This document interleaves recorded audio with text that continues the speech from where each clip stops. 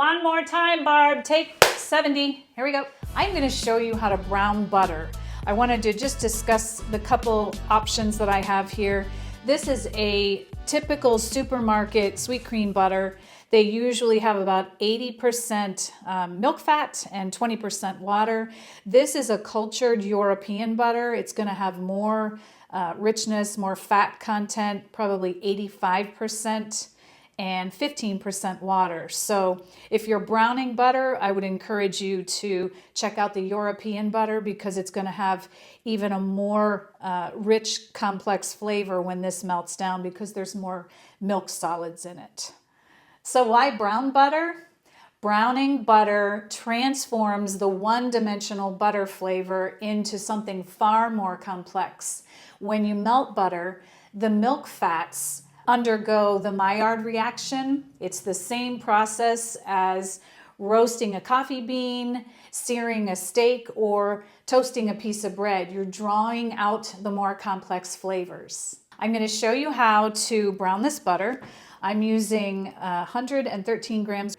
You want to use a stainless steel or light colored pan because you have to monitor the color of the butter as it's browning. If you use a dark pan, you won't be able to see the color of the butter, and that's very important. So a heavy bottom is good because the heat distribution is much better and it won't burn. So come on over to the stove and we will get this thing started.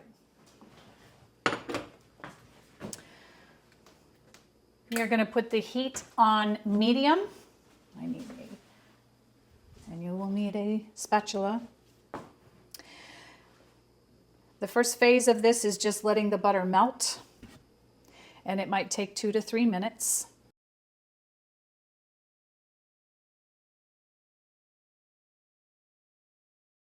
The butter has now melted. We are entering into phase 2, which is the noisy and bubbly phase.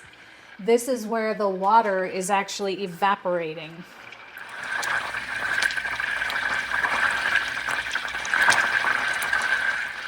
Every once in a while, just give this a little stir.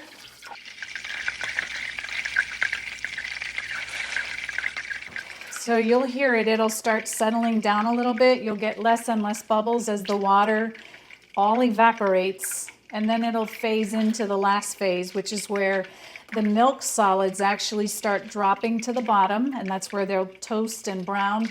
That's where those deep, complex flavors begin to develop, and we are almost there. It's starting. So here we go, phase 3. You can see it's starting to brown. It gets bubbly, it gets like frothy and foamy on top. If you swirl it around, you can see underneath. It is beginning to brown. And you want to stir through this process. You want to take it as far as you can without letting it burn. You want to get it as dark as you can. That's where those rich flavors are being developed right now. And I think that's about good. It's looking pretty good. So I'm going to go ahead and remove it from the heat. You want to pour it from this hot pot where it's still continuing to cook directly into a measuring cup.